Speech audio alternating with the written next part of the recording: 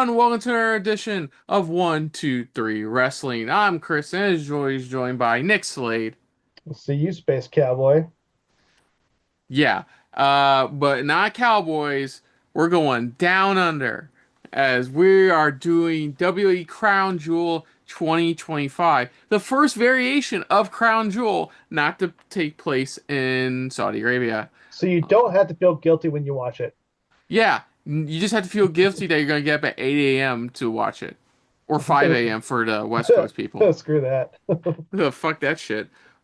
Hey, we're not playing ESPN anymore, so they can definitely go fuck themselves. Yeah. So let's talk about this. I guess the main talk, there's probably gonna be a lot of talking points, but I think the two main talking points, well, aside from Paul Walter Hauser shitting on WWE for increasing their ticket prices, which is very valid coming Very, from the newest, bestest celebrity turned professional wrestler you in know, it, business. was Logan Paul count? No, because we've hated Logan Paul even before he joined. Well, I was neutral about Logan Paul because I didn't really know anything about him. But I say he counts celebrity turned wrestler. Uh, yeah. I forgot what I was gonna say. Keep going. Okay, so yeah, so a couple of interesting, but other than Paul Walter Oh yeah, Hauser yeah. I remember. I giving remember. ticket, go on. Yeah, I remember exactly what I was gonna say. It's like, hey, WWE was actually acting like the good guys for a while, and I was really enjoying WWE doing good work, and now they do this shit. Like, Yeah, so like you have that, you have NFL commentators fucking up simple names like John Cena and Cody Rhodes. You had Roman Reigns and Cody Rhodes leaving for a while to film their scenes for the Street Fighter film, including working with Hiroki Goto. So first OD New Japan crossover technically, first one in a long time. for a long time. But some stuff has happened, some interesting stuff. But the two most interesting things is you want to talk about the funniest one? Sure. Andrade, who left WWE to go to AEW, left Hmm. AEW to go to WWE, and because of reportedly because of multiple wellness violations, has left WWE to go back to AEW. He also won the Crash Heavyweight title. Yes, he's a champion somewhere. Good for him. I don't get it, man. I've always thought the dudes it's the long line of too many toys in the toy box. Like AEW's very much Yeah, like a prime suspect in that, you know. I get it and stuff like that. Andrade's been one of those. And at this point, it's like we're just tossing that action figure back and forth apparently. Peter pointed out it's very similar to Jeff Jarrett during the Monday Night Wars. He went back and forth between Exactly. WCW and WWF. But like yeah, it's been so weird. Like with Andre, I wish him the best. It, Hmm. I do really like. I've always liked the guy. I think he's like easily. You know which match? I think you know which match of his is my favorite, which is the him versus Gargano at Takeover Philly. Hmm. That one is like my favorite. Is that one really proved like he has the fucking stuff, and they just yeah, it just makes the things. I Yeah, I think that's just the thing. He gets lost in the shuffle with in both companies. With that ironic thing being said, I wish him the best being the 50th member of the Don Callis family. I laughed my ass off. That's all. Like, how Fucking many hell. members does this faction need? Like, Uh, it doesn't do the rest of the any favors because how can you focus on any of them?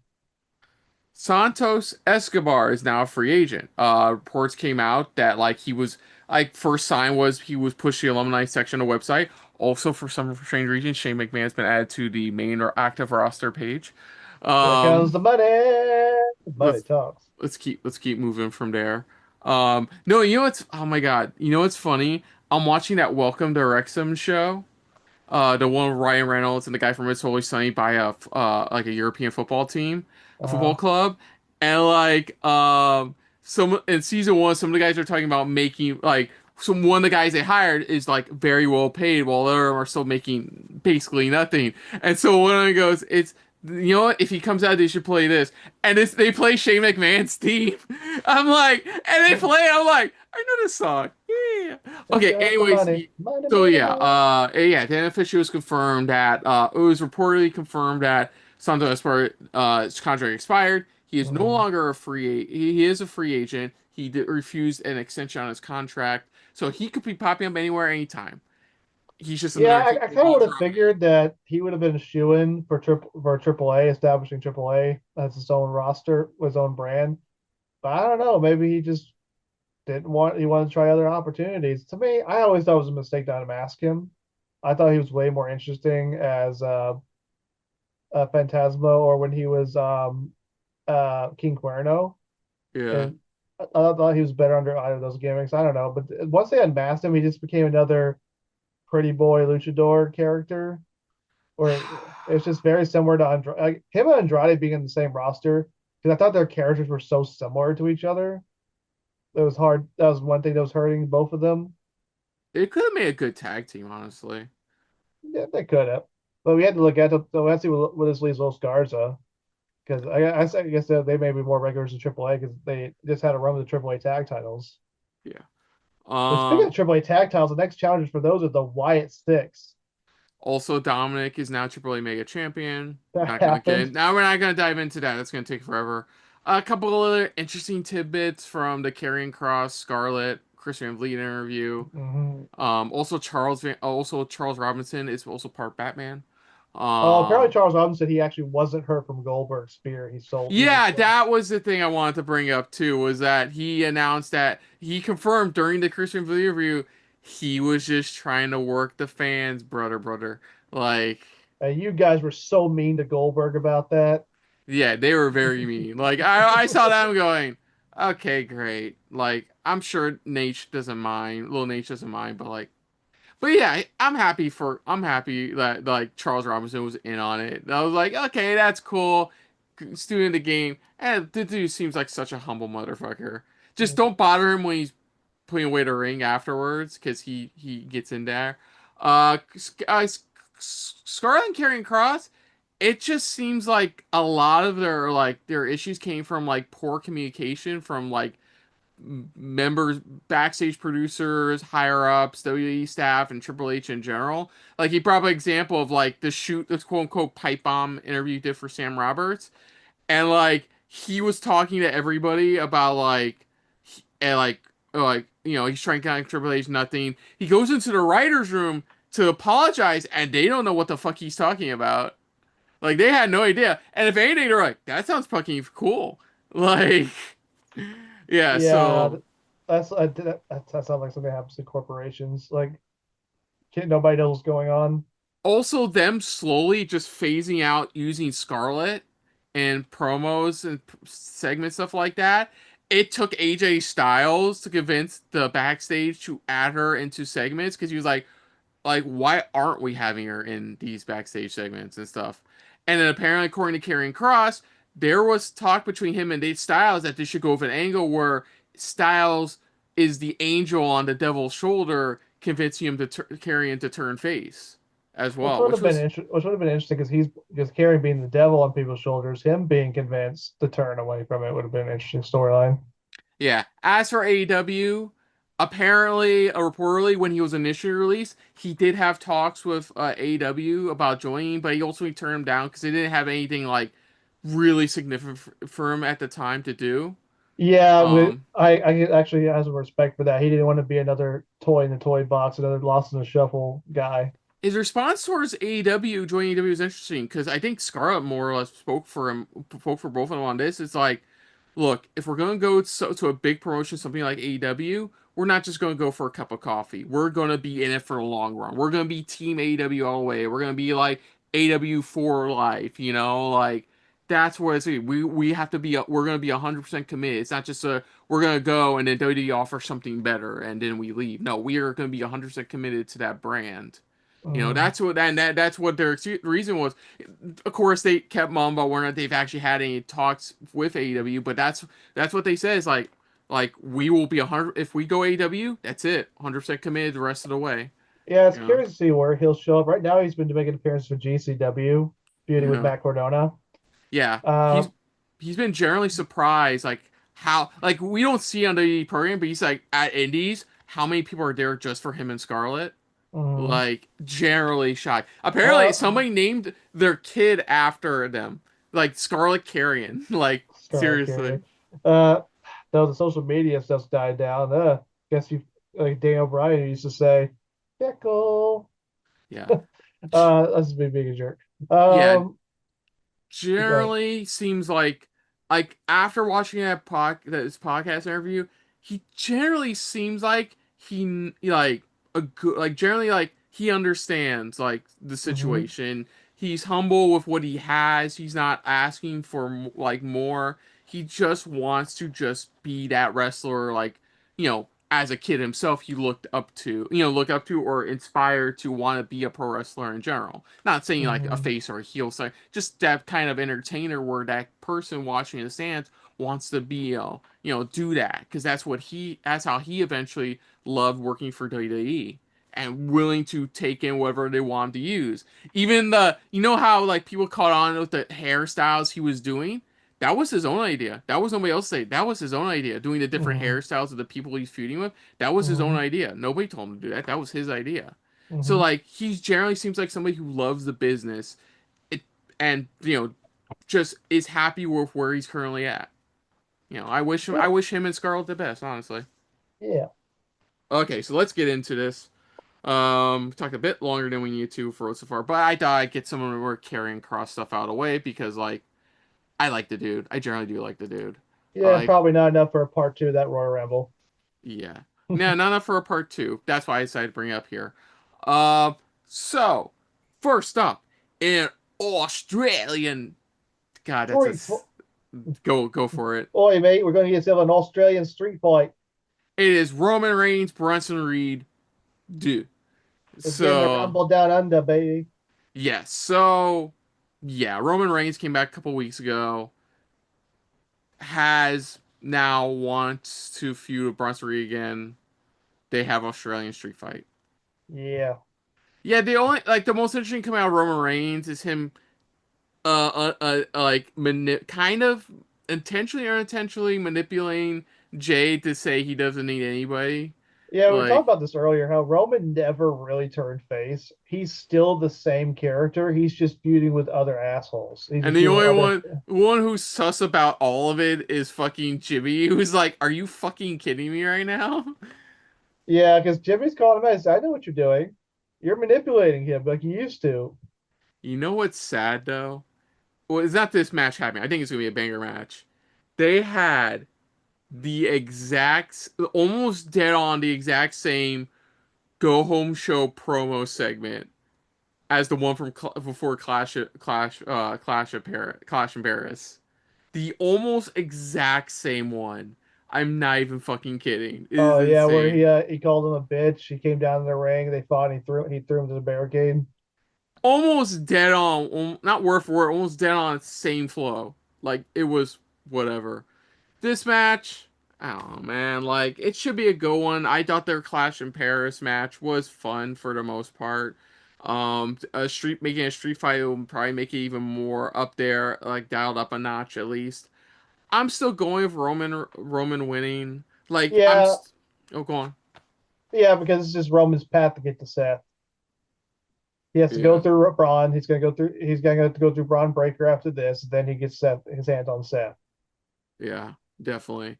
Um, yeah, yeah, it's Braun. Yeah, it's eventually gonna be Braun Breaker next, and then eventually Probably a we're Survivor Series. yeah, we'll see what happens there. Unless they're both in the Survivor, it's a War Games match. Then we could do Roman Breaker, maybe Saturday's main event, or and then I don't know when they Hopefully, want to do. I don't know if they want to hold Roman set till WrestleMania or do it the Rumble. hopefully they let William Regal say the line, Bart. War Games. Yeah. Next up, Oh it yeah, no, is. I didn't, Oh, yeah, sorry. Go on. I didn't say my, but it's I thought obvious. you Yeah, did. Sorry. I'm sorry, but it's obvious I'm going Roman Reigns, and the timing works out because Bronson Reed, we're going to be in Bronson Reed's home countries. It makes the match even feel any bigger, Mm, and so yeah, Roman Reigns wins, goes to Braun Breaker next. yeah. Go ahead. Next up, in a sad family feud filled tag match, we have Rhea Ripley and Another Aussie. Eos. Oh, okay. I'm going Rhea Ripley, Io Sky, Mm-hmm. Rio Sky, Rio Sky. Rhe-yo Sky taking on the Kabuki Warriors. So it finally happened. While Rhe-yo won a match against Asuka with a roll up, she got Blue Smurf misted. Then the Sky. following week, Io got Blue Smurf misted.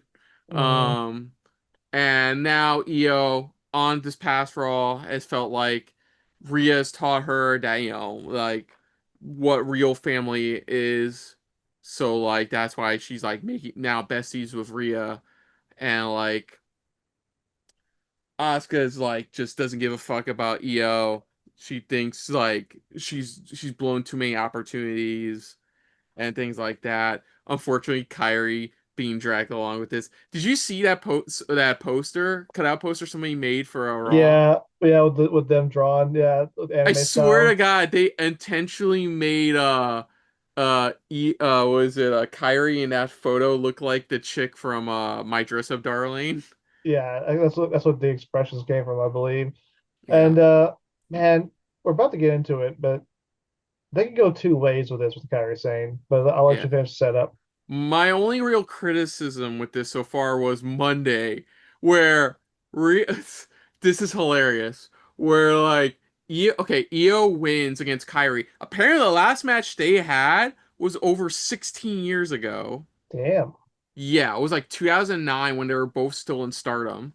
Um, like, was it thanks to some interference from Asuka, Kyrie picked up the pin, and Rhea gets destroyed. No Rhea at all the entire night. I'm like, it's a go home show. Wouldn't you have Rhea show up? Yeah, why wouldn't Rhea be there? So with all that out of the way. I think this is just leading into a feud with between Io and Asuka. I'm still choosing Rio Sky because it's Rhea, it's Australia, Yeah, like especially if you're gonna have Bronson lose his yeah, hometown, exactly. his home country, then Rhea needs to win hers. Yeah, so I'm going with Team Rio Sky to pick or up the win. or Sky Rip. Okay, but you said I'm curious. You said like you this could go either way. So let's go with Well, that. I'm saying What are go your two thoughts ways on? with Kyrie. Either this leads to Asuka and Kyrie splitting, with Kyrie going face and Asuka staying heel, or it reveals that Kyrie was in on it all along and she turns fully heel with Asuka, Mm, and they go full heel Kabuki Warriors. yeah. This should be a Because good match so for here, what them. I see happening is Ripley and Sky get the win. Maybe either Sky or Ripley pinning Kyrie because that keeps Asuka safe for the future feud. Then this really leads more into Io Asuka with Kyrie stuck in the middle. Yeah. And again, that can go either one or two ways. When we eventually do Io Asuka, do. Um, depending on where this could be leading to war games with Rhea and Io's facing off a team with Asuka. I don't know any other women's feuds going on right now that could work for war games, Hmm. which is why I don't think you really need to have two war games every year. If it doesn't, if you don't force it. That's what I'm saying. Hmm. Uh, but if not, in Survivor Series, you could do Io Asuka with Kyrie stuck in the middle, and either Kyrie goes fully heel and screws Io, helping Asuka win, or Kyrie refuses to get involved and Io beats Asuka, and Kyrie and the Kubik Warriors split. Yeah. I can see that.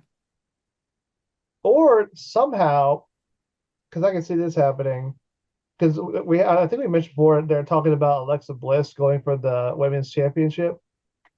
The only teams I can see really beating Alexa Bliss and Charlotte is either the Kabuki Warriors or Rhea and Io.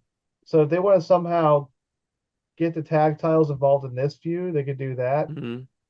as a way to get the belts off Alexa and Charlotte. But that's if they want to extend this feud going down the line, but as a tag team feud. But really, I think at the end of the day, I just really want to see Kyrie go singles again because it's ridiculous. Kyrie has not won a world title on the main roster after all these years. She had a short run with the NXT title, but she hasn't won either of the women's championship or the world women's championship, which is being ridiculous because Kyrie is just as good as Io and Asuka. Hmm. So I, Yeah. I eventually want to see Kyrie get some sort of push. I mean, overall though, it should be a banger of a fucking match. Oh yeah, I Like, mean, look all who's involved. We got Rhea, Io, Asuka, Kyrie. All four of these yeah, women know what they're there's doing. already people online calling Io like the best female wrestler of the year, which I have to 100% agree with Yeah, already. she's definitely up there. She's definitely one of the best in the world. Absolutely. I mean, the only competition she would have maybe is Tony Storm, but a lot of that is Yeah. Tony Storm's character work. Not even though she does do good in-ring work as well.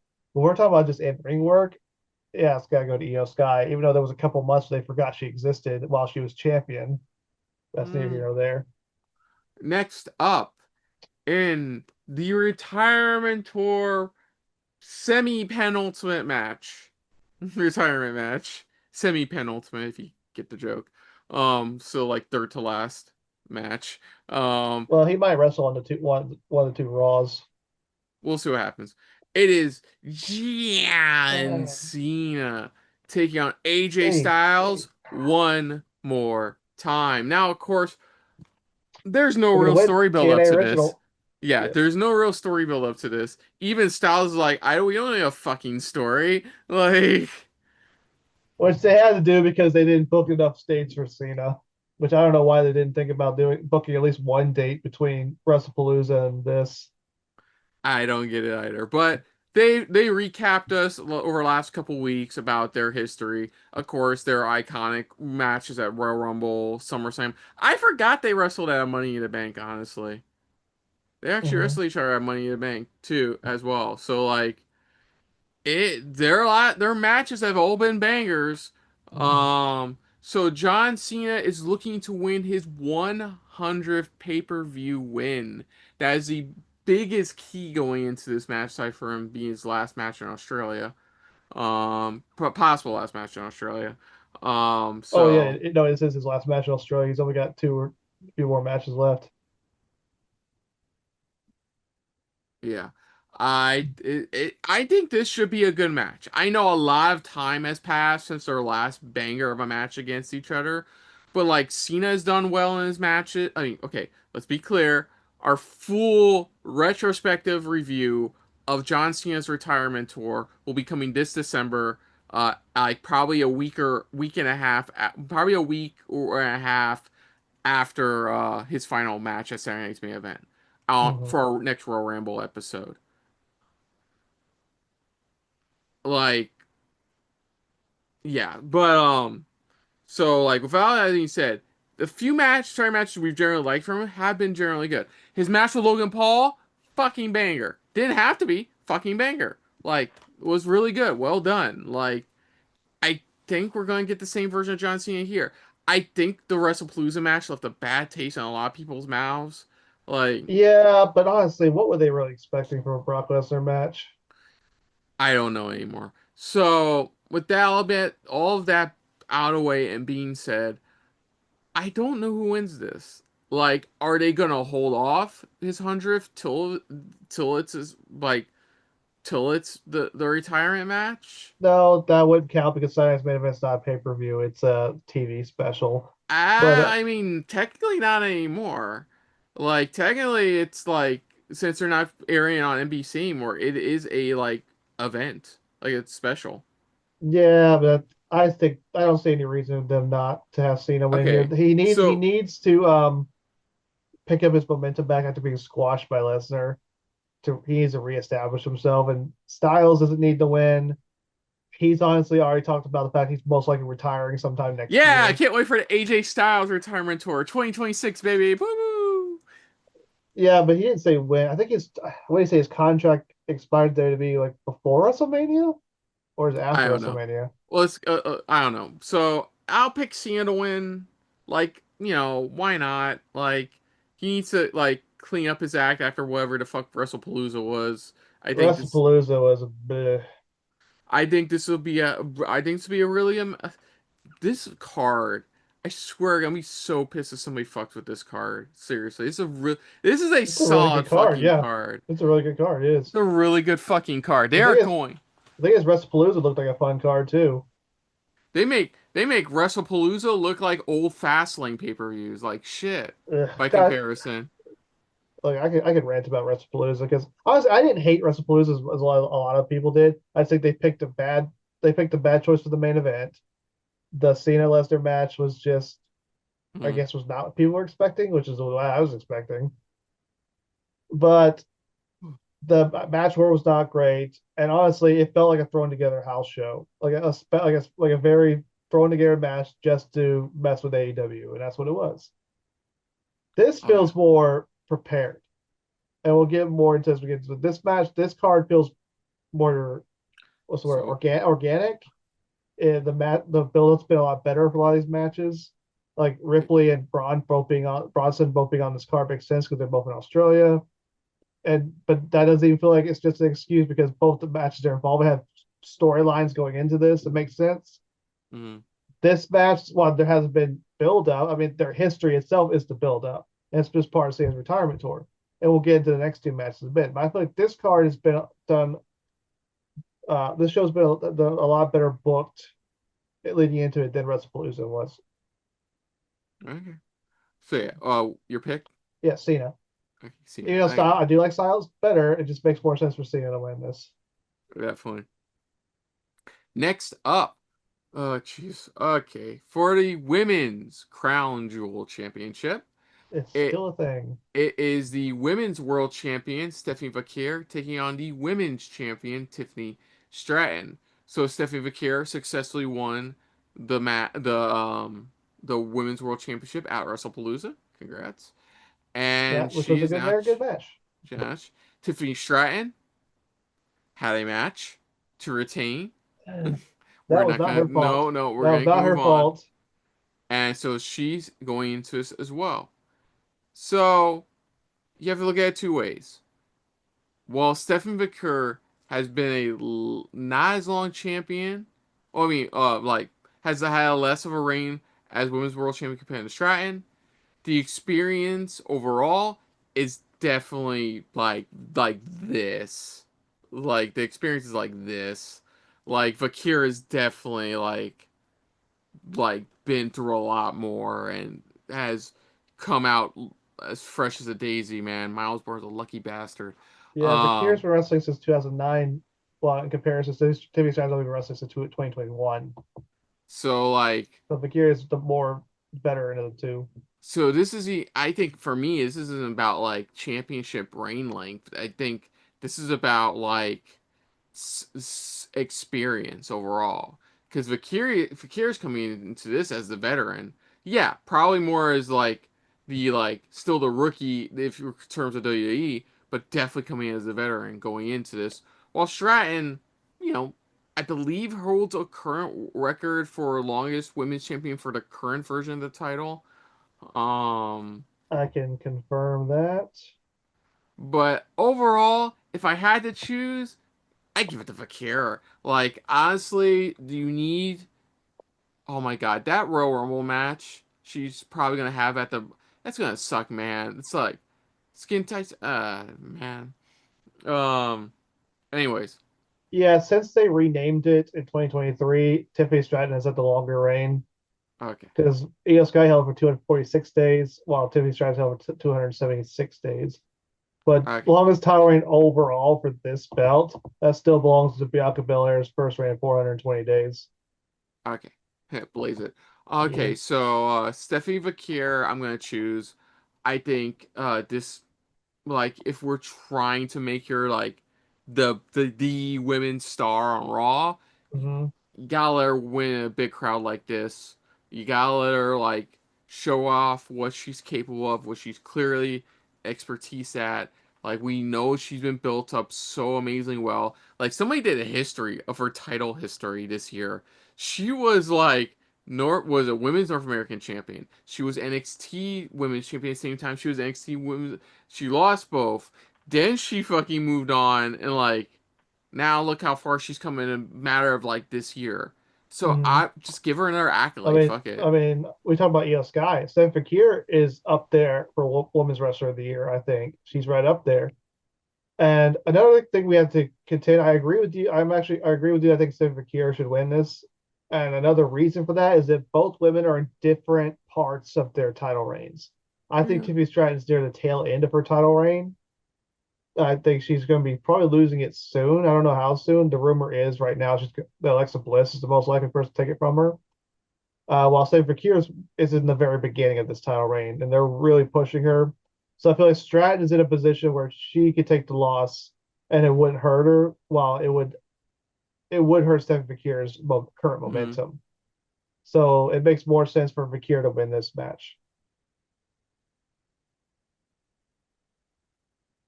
Yeah. Mm. Um, and of course, now in our main event of the morning or early afternoon, depending on where The you are. morning. We will be Uh, watching in the morning. I need oh no, sleep. no, no, no, no, no, fuck that. I'm not getting up at AM morning for that shit. I am getting up at AM morning on Friday to watch SmackDown. Cause I have to I have to get up early anyway for work for a meeting, so I might as well just watch while I do my work. I Yeah. might as well. Sorry. Our main event of the evening for the men's Crown Jewel Championship. Cody Rhodes defends his Crown Jewel Championship, and he's still currently, and he is now a two-time WWE champion. Defends against the World Heavyweight Champion Seth Rollins. Freaking Rollins. Now this one is interesting Mm. statistically. Statistically, since returning, Cody has it's 3-0 in this feud, in this Hmm. rivalry. Counting their entire history of feuding, it's 22 and 0 in favor of Cody. Seth has never beaten Cody because So, their first feud was actually when go Seth was on. still in the Shield, when the Shield was working for the Authority, and they were feuding with the Rhodes brothers to try to get their jobs back when the Authority fired all the Rhodes. So yeah, and the Rhodes brothers won that. They won against Seth and Roman. Yes. But this one is interesting. This one I would say has the best build-up compared to the two Crown Jewel Championship matches we are getting. Because let's be clear, they have laid it all on the table. Like Cody knows Seth is like is great, but he's weighing himself down with this bullshit vision stuff. Even calls out like the crap Paul Heyman's putting in his ear. Seth is just like I love the acting from Seth for the last few weeks Mm, because he's wearing the watch that Cody yeah, gave to him after long-term WrestleMania 40, storytelling. and he's having his doubts. Like he's having his doubts because he's never won against Cody, Mm, never won against Cody, and he's having his doubts. Even Heyman telling him like if he doesn't win, there's a possibility he's just out. Like, like it has they, been really good. Like yeah, really, really good. I think the build for this is the best of all the matches we're getting for this pay-per-view. Like very and well man, done. Multi-part segments explain the mhm. backstory between the two. Like explain everything you need to know about why this match matters so much. Not only Cody, but especially Seth. Yes. Man, I'd say like, Seth Rollins is just does not get enough credit for how he is as a performer. He gets overshadowed a lot by Roman Reigns, Yeah, but Seth Rollins is a fantastic performer, not just in the ring, but also as a character on the mic, his charisma. Seth is like an all-around performer. And these past few weeks is more evidence like how good Seth Rollins is as a performer, both on the mic and in the ring. And I really like how this is a much better build than last year's Crown Jewel, which was just oh Cody and yeah, Gunther going up against each other. This has stakes to it. This has history to it. This has depth to it. Cody and Seth had this long history with each other, and man, you felt that in your gut when Seth said, "I was never your friend," and yeah. and Cody didn't believe it. Seth didn't believe it, and they're showing these cracks in Seth's demeanor, like where he's starting not to buy his own bullshit anymore. And this could all be a facade because the evil genius that Seth Rollins is. Or this could eventually down the road leading to Paul Heyman betraying Seth Rollins eventually, like whether that be by having Bronson and Braun, the Bronze do it, Mm, or Brock Lesnar coming back and Heyman going back with him, or crazy enough to be if Heyman went back to Reigns and Reigns was the heel in the feud instead of Rollins. That could be a huge twist to that. I see if Heyman does betray him, I see him more going back to Lesnar, but that's a down the road thing. But I think it's good to the set the cracks, like create the cracks here, because like it really goes to like Seth's long term character, where Seth was a good guy, and he went down this desperate road where became so obsessed with Roman Reigns and CM Punk that he went down back that dark side to the point where he got Heyman in his ear. It was like the devil on the shoulder. Hmm. And Cody's been the only guy to really get to the heart of Seth Rollins. Cody's being like the angel on the shoulder. And I really has been enjoying the back and forth between these two. These two have great chemistry with each other, not both in the ring and on the mic. These two are just excellent rivals for each other. Hmm. And again, it also shows how good a performer Cody Rhodes is, because Cody's great on the ring. He's good on the mic. He's good in the ring. And when you have two great performers like this going against each other, it just creates absolute cinema.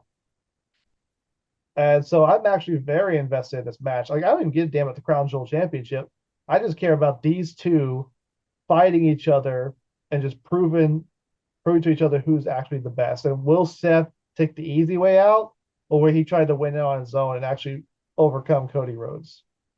So I'm gonna pick Seth to win. Yeah, We're gonna I end this streak, I yeah, I think. agree because I don't know who if I don't know if he wins clean. Vision interferes. I would imagine Braun and Heyman interfere after Bronson Reed gets utterly massacred by Roman Reigns.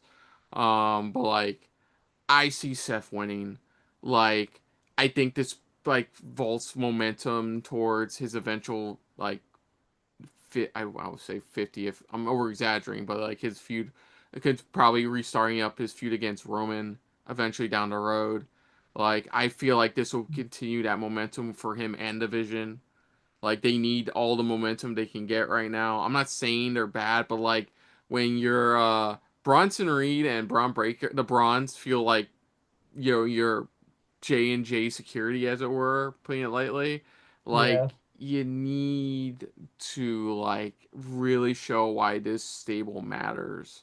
Like yeah, it's mm-hmm. cool you add Becky. I like that you add Becky because heel Becky's this version of heel Becky's been fun. Apparently I saw most of it, but she apparently put on a banger match with Maxine Dupree, which was insane. Like, I but mean, yeah, yeah. that's just how good she is. Yeah, exactly. But my point is like, yeah, I see Rollins. I think that you need to continue this vision momentum. You started it with him winning the World Heavy Championship. You had Braun Breaker recruited. You had Braun Breaker recruited. You had Bronson Reed recruited. You have that momentum. Braun is what you gotta keep that momentum going. And I would say Seth wins the Crown Jewel Championship here. Yeah, because one, Cody doesn't need to win 2 years in a row, No, he doesn't. and Cody doesn't really need the win either, and Seth really needs it. Seth desperately needs it. He's never beaten Cody. He's being doubted by his own group. We need to really start setting that momentum between him and Roman. Which the more I think about it, it seems like obviously, like, oh, you do set heel Seth versus face Roman, but honestly, it's making me think. I don't know. Maybe it actually does end up being heel Roman and face Seth. Because honestly, Roman's not acting like a face. He's still acting like a heel as much like him manipulating Jey Uso. And Seth's starting to show doubts in his choices, and the path is going down. So, and Heyman's a snake in the grass. He might turn on him at any moment, which you think Seth would be smart enough to know. And whether it eventually leaves with Lesnar or Reigns or however that feud ends up going, the next logical step is Seth needs to somehow win this. With and the question is how. Does he go the easy way out? Does he cheat to beat Cody? Or like who does anyone interfere in his match? Does Reigns get involved? Does Orton get involved? Because they're still still teasing Orton turning on Cody. Like, does it happen here? Like, does the Vision come out and Orton tries to come out to help Cody, and then he ends up screwing Cody in the end, and Seth gets the win? or just Roman come out and cost Seth. Um, I could go either way, but I do think Seth Rollins somehow is going to come out with a victory here. And I know last year they had one Raw winner, one SmackDown winner. I don't think that necessarily matters every year. You can have the both champions from Raw win this year. Because Mm. honestly, does anyone give a shit about the Crown Jewel championships? No, I don't. I don't. Like I said, what makes me care about this match is the story behind it, not what the winner, the prize the winner gets. Okay, so wrap things up. What do you think would be the best match of the event? I also think Cody Seth. I think Cody and Seth can put on a fantastic match. I think the story and the drama will build it up. Cena Styles can have a good match, but this is still an older Cena. It's an older Styles. The women's tag match could be really fun, but since it's lower in the card, I don't know how all out they'll go with that. Street fight could be fun, but man, in terms of storytelling in ring, I think Cody and Seth could steal the show. Yeah. I'm gonna choose the women's crown jewel match. I think that Really, honestly, no wait. Mm, oh fuck. I I'm agree between the two that women's matches. I'm honestly between the two women's matches. I think Tiffany Stratton's good, and Vakir could definitely have a great match, but I don't know. I feel like Cody and Seth together on a higher level, while Vakir's Okay, more Stratton's are not as even. will you if you with that being said, I think I'll go with the tag match, the women's tag match. That definitely has potential. All four women are great in that match. I'm just wondering how all out they'll go in that match, the position on the card. Yeah, the low key banger will probably be the Australian street fight, considering this is a big old no DQ clusterfuck of a Yeah, match. between two big boys, big Yeah. meaty men, batter and beef. Um. But yeah, you know me. I just go for both. What's going to engage me both in the ring and story wise. Yeah, we'll see what happens. But like we said before, like the it's weird to say. Feels like the most solid card WWE's had for one of their like. No offense to Australia people when they're watching this. It's the most solid B show cards we've seen in a while. Like, there's no match where I'm like, like even with Clash in Paris, there was at least one, maybe two matches. WrestlePalooza, very obviously, there was like a good chunk of those matches where I'm like, eh. But like here, this is a very solid card. It feels Mm. like they're seriously trying to make up for what happened at WrestlePalooza. May actually be the best crown jewel. Yeah. So we're gonna see what happens, and if this truly is the best crown jewel of all time.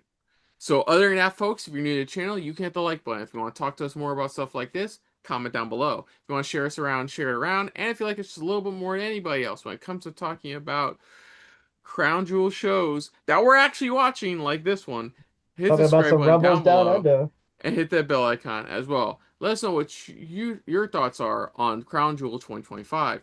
What do you think is my favorite match? What do you think is gonna be your favorite like moment overall? What do you think about this card itself? It's a very solid card. Let us know what. Sorry. Let us know what you think of our predictions overall.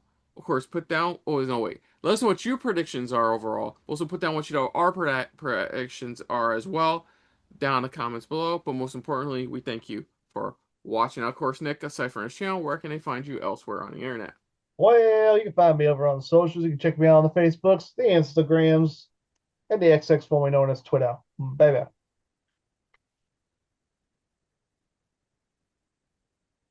Hello. And of course, you can patch our pal Mo Brothers on the socials at AfroMobro. Of course, we will have an actual reaction to a Crown Jewel pay-per-view. Shocker. Yeah, because it's not in Um, the, yeah, you Saudi. know, It's not in Saudi, so we will be actually having a Crown Jewel Australia edition reaction to uh Crown Jewel. It's gonna be insane. It's gonna be a good card. Be sure to check out our reactions when they eventually come out. You can also check out our post-show review we did on last year's Crown Jewel event. mhm. I, was that around this time last year? It was, well, last year they had Bad Blood. This year, Last year it was in November 2nd. It was November 2nd. And the main event for that was, Cody and Gunther. Mm-hmm. So yeah, it's gonna be curious to check out. Overall, especially with all those random matches we got before. This is gonna be interesting. So until next time, now I'm Kristen, I'm Nick Slade. and this has been a very non-Saudi filled episode of 1, 2, 3 Wrestling, and we will see you guys later. Good day, mate. Hey guys, thanks for watching. If you want to check out any of our previous reactions, As well as one of our other SRB shows. check out one of the playlists down below. And if you want to check us out in the social universe, You can find us on Twitter and Stardust, at Super React Bros. as well as on Facebook. At Super Reaction Bros.